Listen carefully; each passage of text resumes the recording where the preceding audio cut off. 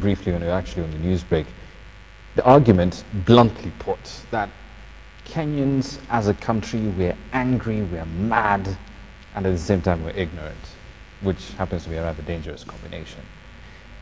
Is that an argument you would agree with? And if so, how will that affect your job as an MP? Because it seems a lot of that anger and a lot of that ignorance as well is directed at legislators. We must accept that Kenyans are angry for a reason, because they see members of parliament as privileged lots.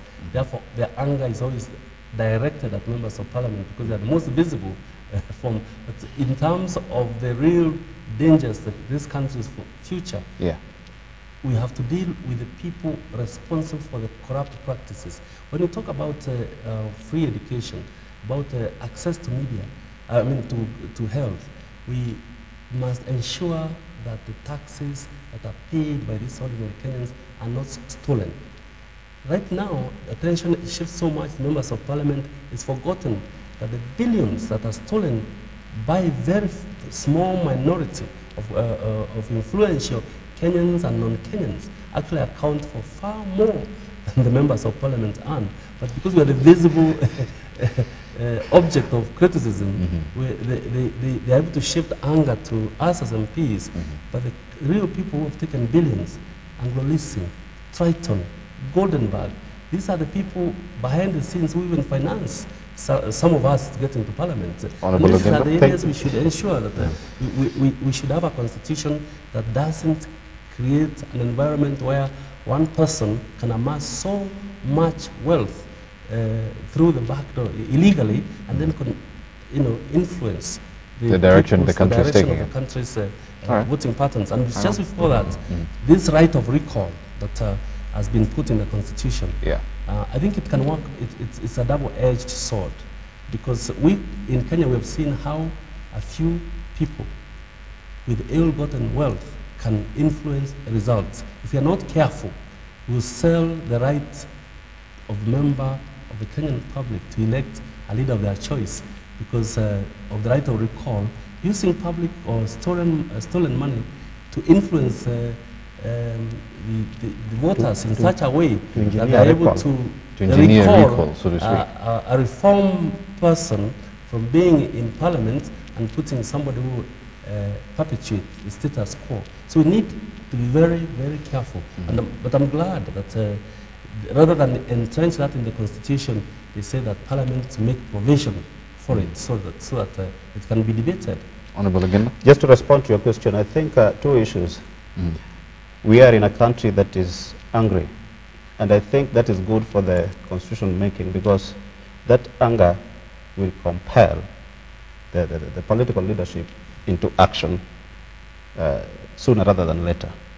And indeed, I see us working within the timetable out of that anger. But again, it is mixed up with ignorance. And I think this is where leadership should now come in. And that is why our people are ignorant hugely owing to illiteracy. And that is why I thought education is very, very important here. And it is very, very disappointing that much as education is important, and I will tell you, Rama, our education is today gobbling 18% of the Kenyan budget. That's about 160 billion. And instead of this money being spent to address the literacy that is in the country, that is now giving us this mongrel mix, this money keep on increasing every year, but we don't feel it. The increased, there's no return in it on the ground. So it really calls for Parliament and other organs of the state to really refocus on the Ministry of Education, because Ministry of Education is deficient, in my opinion now, in philosophy, is deficient in strategy, is deficient in implementation of its programs. Today, you see, we lack researchers. Food production should not be an issue, but because our education system has not been geared towards creating researchers towards creating artisans that can be self-reliant, then we end up sinking that money without any tangible return. Gentlemen, we're about to wrap up the show. I want your final words, your final thoughts on the development of this entire process, getting a new constitution to the Kenyan public. It is very simple. It's a matter of leadership.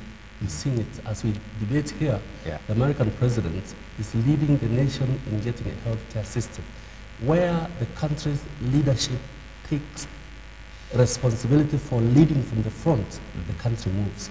Where a leadership... And we're not getting any of that right now, we're not getting that from the president, from the principals. And I think we need to get into that because Parliament, 220 MPs, or however hard they try, they cannot provide leadership as a group.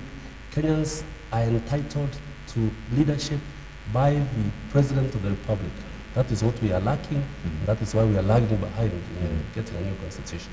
Honorable Agenda, your final words? My final words, I think it is incumbent on the leadership, and when we talk of the leadership, we mean the two principles, that now that the constitution making is in the hands of Parliament, it is important that they engage Parliament by providing leadership, first informally, and then later when we get into Parliament.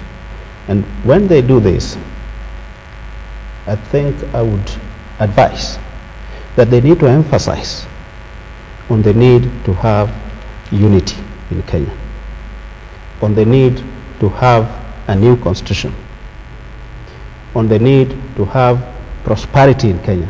So the silence from them, in your view, is absolutely damaging. It's not doing anyone any favors. Yes. So I think these are the issues that they need to deal with right now, particularly ahead of the debate, so that the debate does not poison the minds of the people.